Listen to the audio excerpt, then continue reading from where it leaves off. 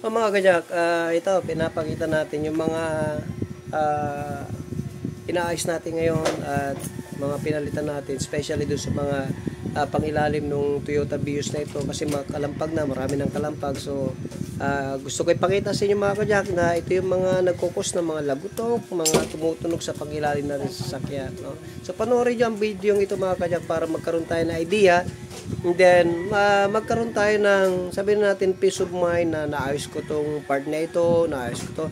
Kasi ito, i-explain natin sa pag-ilalim natin, nandyan yung mga mechanism dyan, nandyan yung ball joint, nandyan yung tie rod, nandyan yung rack end, nandyan yung stabilizer link, nandyan yung shock, ano pa, nandyan yung mga boot, nandyan yung steering rack, mga boot niya. So, doon naman nagkokos ng ating yung arm, nandun yung arm, ano pa, yung swing.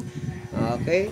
So, nandun lahat yung mga pagka binababa natin yung mga pangilalim, makikita natin kung alin pa yung mga dapat natin palitan at kung alin pa ang mga sira. So, yun yung mga kajak, panoorin nyo to para sa ganon, meron din po kayo idea. Ito mga kajak yung ginagawa natin. So, babaklasin natin lahat-lahat ito. Ito, mapapansin nyo, alog na ang kanyang rack end. So, ibababa natin lahat yung mga kajak para sa ganon. Ayan, chinik lang natin. Pati itong kanyang tie rod, napakaluwag na rin. Ayun, oh. Kita nyo mga kajak. Ayan.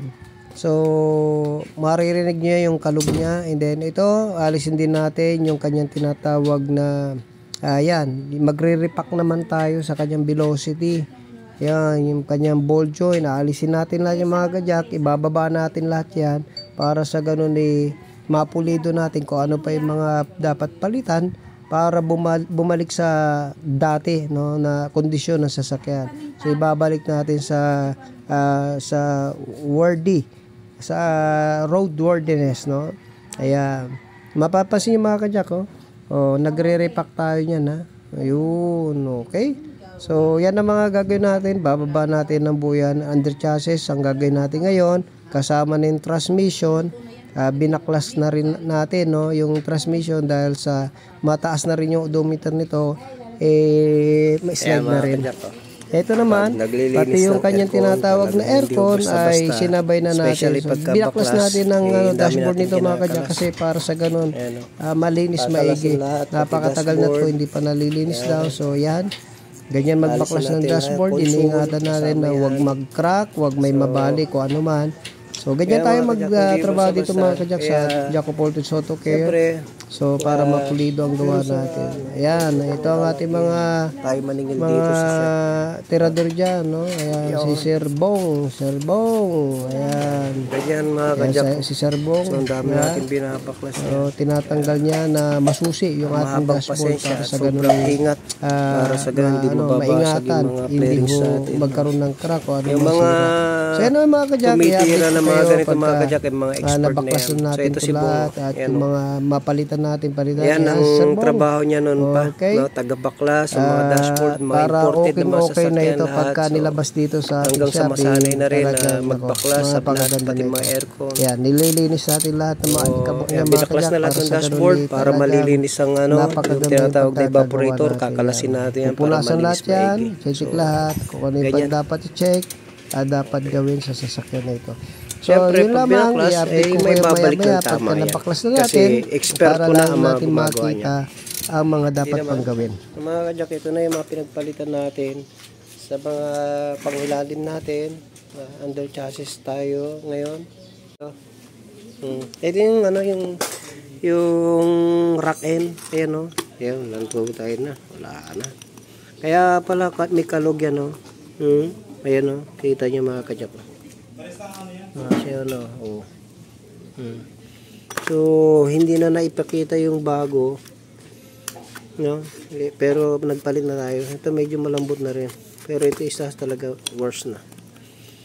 So, ito na yung mga bago natin na rack-in, ipasok na. Ayan, naikabit na natin, ayos na lahat. So, ichinik natin maigi yung mga goma, mga rubber, mga boot, yun, okay, good. Ayos na ang kanyang mga bushing. Okay na mga kanya ito. Narepack na rin natin ito. Meron na yung velocity grease. Itong arm, papalitan na lang natin itong arm. Yan. Yan. Sa pangilalim mga kajak ko. Under chassis. Ginagawa natin ngayon. Binaba natin ng buyan para sa ganun ma-check natin maigi yung mga lumalagotok pa, kung may mga bushing. Yan. Nirepack na natin. Ito, palit tayo ng clutch component. So, naibalik na natin yung release bearing. Okay na. Ayan. Ayos. So, yung kanyang itong stabilizer, okay pa naman, tikas, bago-bago pa. Yan. So, okay pa to. Sayang naman. Ito, hugasan na lang ito. Mamaya hugasan to. Para malinis lahat. Pag naglinis kayo dyan. Ito. Tapos, ito naman. Sinabay na rin yung aircon. Ayan. Binabalik na ni Sir Bong. Binaklas natin. Baklas dashboard to mga kajak para super duper linis. No? Yung dashboard niya. Para sigurado. Kasi sobrang tagal na to at sabi na may-ari gusto niya sigurado. So, okay. So mga kajak, sana meron tayong medyo kaunting natutunan sa ating pong vlog today. Nawa meron tayong nakitang tutorial. Yung mga kumakalampag na sasakyan natin ay possible na dyan ang mga pinanggagalingan. Meron pa dyan yung shock mounting, madyan lahat ng mga bagay na yan. Okay, God bless mga kajak. Jacob Aldridge Auto Care, the shop that cares for your car.